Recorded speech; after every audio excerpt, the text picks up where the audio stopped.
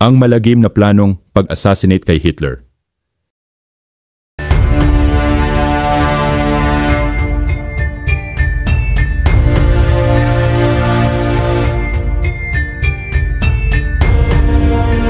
Si Adolf Hitler ay nagbibigay ng talumpati sa isang beer hall sa Munich. Sa likod niya, sa isang haligi, may nakatagong bomba na malapit ng sumabog.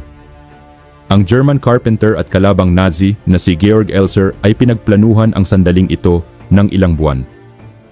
Alam niyang nandoon si Hitler ngayong gabi. Alam niya kung anong oras eksaktong magsasalita ang Führer. Naglagay si Elser ng mga explosive na may time fuse. Eksaktong 9:20 p.m. ang oras na dapat sumabog ang bomba. Sumabog ang bomba at gumuho ang buong kisame sa taas ng entablado. 63 tao ang nasugatan, 8 tao ang namatay, pero hindi kasama si Hitler. Umalis si Hitler sa beer hall nang mas maaga kaysa inaasahan, 9 o 7 p.m. at nabigo si Georg Elser. Pero ito ay isa lang sa halos 40 tangkang pagpatay kay Hitler. Kung gusto mo ang ganitong klase ng content ay huwag kalimutang like ang video at mag-subscribe sa ating channel para lagi kang updated sa mga bago naming uploads. Tara, at ating alamin ang malagim na plano ng pagpatay kay Hitler. Ito si Henning von Treschow, isang First General Staff Officer sa Wehrmacht. Noong una, isa siyang taga-suporta ni Hitler noong nakuha nito ang kapangyarihan noong 1933. Pero nagbago rin ang isip niya. Ang turning point ni Treschow ay noong 1941, nang salakayin ng Germany ang Soviet Union. Sa tingin niya, isang malaking pagkakamali ang invasion na ito at sa bandang huli, matatalo sila sa giyera. Pero may moral na dahilan din si Treschow. Alam niya ang tungkol sa malawakang pagpatay sa mga Hudyo. Alam niya ang ginagawa ng Nazi regime. Nagkaroon siya ng matibay na paninindigan. Kailangan nang mapatigil ang baliw na diktador na ito kahit anong halaga pa. At noong spring ng 1943, gumalaw si Treschow. Napaniwala niya ang kanyang commander-in-chief na si General Günther von Kluge na imbitahan si Hitler sa Smolensk sa Soviet Union. Doon naka-assign si Treschow at pumayag si Hitler. Noong March 13, 1943, tumigil si Hitler sa Smolensk habang papunta siya mula Venice patungong headquarters niya sa East Prussia. Habang tanghalian, nilapitan ni Treschow si Lieutenant Colonel Heinz Brandt na kasama ni Hitler sa biyahe. Humingi siya ng pabor. Sabi ni Treschow, pakihatid daw ang isang package na may laman na 2 bote ng konyak sa kaibigan niya sa East Prussia dahil siya ay natalo sa pustahan. Pero sa halip na 2 bote ng alak, ang laman ng package ay bomba na may detonator. Ang plano ni Treschow ay magmukhang aksidente sa eroplano ang pagpatay. Ang kasabwat niyang si Fabian von Schlabrendorf ang palihim na nag-activate ng time pencil ng bomba at ibinigay ang package kay Brandt. Lumipad ang eroplano bandang 3 o'clock p.m. Sakay si Hitler, si Brandt at ang bomba. Ang bomba ay nakatakdang sumabog sa loob ng 1 oras. Sinet ni Schlabrendorf ang timer sa pamamagitan ng pagdurog sa glass vial na may corrosive liquid sa time pencil. Dapat ay sumabog ito habang nasa ibabaw sila ng Minsk. Pero nakarating si Hitler sa headquarters niya na hindi man lang nasugatan. Nilagay kasi ni Brandt ang package sa malamig na cargo hold, kaya nagyelo ang liquid sa detonator. Agad tumawag si Treschow kay Brandt at sinabi na mali raw ang naibigay na package. Kinabukasan, lumipad si Schlabrendorf papuntang East Prussia, pinalitan ang package ng totoong alak at dineactivate ang bomba. Bigo ang assassination attempt ni Treschow, pero hindi siya nahuli. Sa katunayan, isa siya sa mga miyembro ng lihim na grupo ng military resistance fighters na gustong patayin si Hitler. At hindi pa sila sumusuko.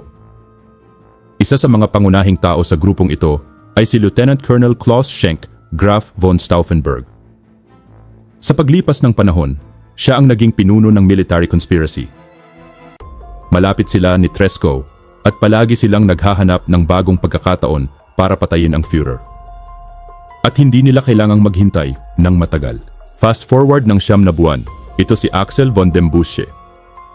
Isa siyang opisyal, halos 2 metro ang taas, blonde at may asul na mata. Para siyang perpektong Nazi image. Gagamitin niya ang itsura niyang ito para makalapit kay Hitler at patayin ito.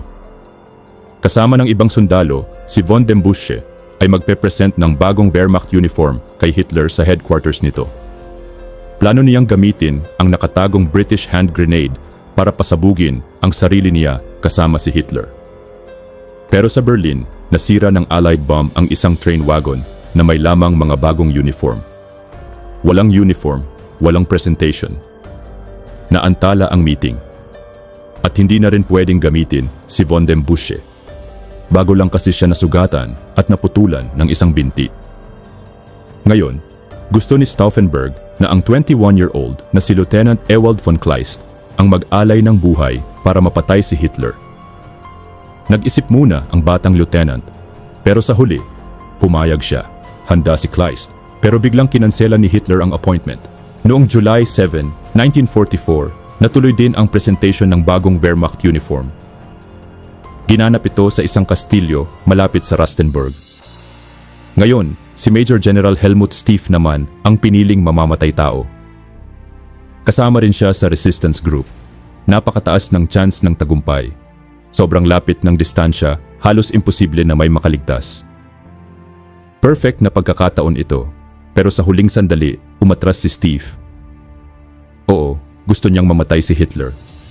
Pero hindi siya handang ibuwis ang sariling buhay. Pero hindi pa rin sumusuko ang grupo ni Stauffenberg. Gumawa sila ng bagong plano. Ngayon, si Stauffenberg na mismo ang gagawa ng assassination. Ang goal niya, hindi lang patayin si Hitler, kundi ibagsak ang buong Nazi regime sa isang sabay-sabay na atake. Early morning ng July 20, 1944, lumipad sina Stauffenberg at First Lieutenant Werner von Haeften mula Berlin papunta sa headquarters ni Hitler. Doon magre-report si Stauffenberg tungkol sa Eastern Front sa isang meeting kasama si Hitler. Perfect na pagkakataon ito para kay Stauffenberg. Plano niyang i-arm ang 2 bomba sa loob ng kanyang briefcase, ilagay ito malapit kay Hitler habang nagmi-meeting at umalis bago sumabog ang mga bomba. Pagkatapos, lilipad siya pabalik ng Berlin, kung saan siya at ang iba pang resistance fighters ay nakaabang para sakupin ang kapangyarihan kapag napatay na si Hitler. Pagdating sa headquarters, nalaman ni Stauffenberg na inurong ng kalahating oras ang meeting dahil may bisita si Hitler na si Benito Mussolini ng Italy. Bandang 12:15, nagkunwari si Stauffenberg na magpapalit ng shirt. Kasama si Haeften, palihim niyang sinubukang i-activate ang time fuse ng mga bomba bago magsimula ang meeting.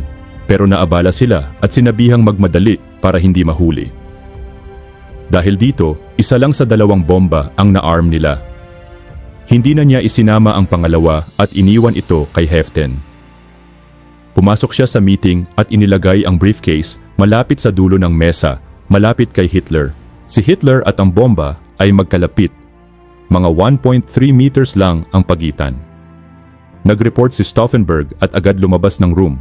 Kunwari ay may importanteng tawag. Lahat ay ayon sa plano.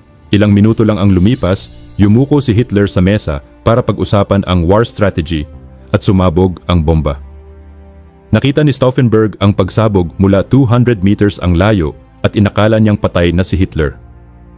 Lumipad agad siya pabalik sa Berlin kasama si Haeften para ituloy ang Operation Valkyrie. Plano nilang isisi sa SS at Gestapo ang pagkamatay ni Hitler. Pagkatapos ay kunin ang kapangyarihan at tapusin ang Nazi dictatorship. Pero nabigo ang Operation Valkyrie. Sa meeting room, nag-collapse ang kisame dahil sa pressure wave. May malaking butas sa sahig kung saan naroon dati ang briefcase.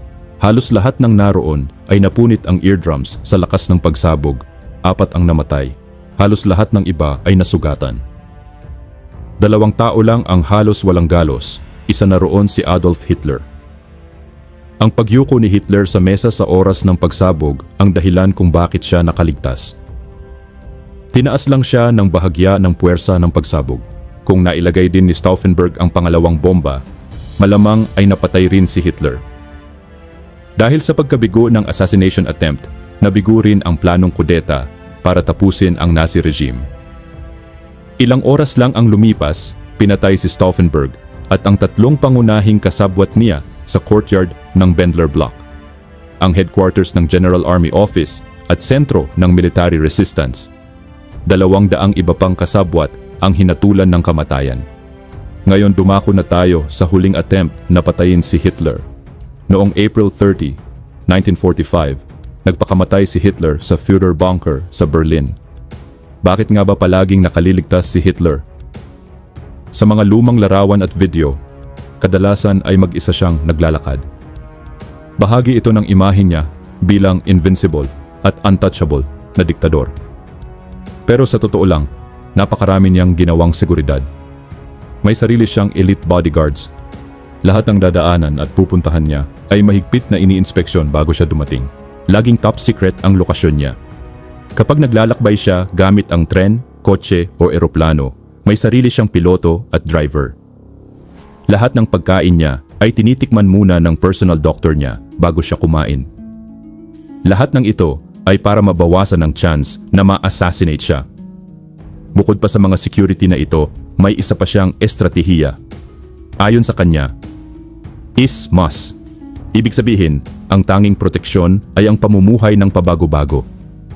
Madalas siyang nagpapalit ng ruta, bigla ang kinakansela ang mga biyahe, o kaya dumadating ng mas maaga o umaalis ng mas maaga sa mga event.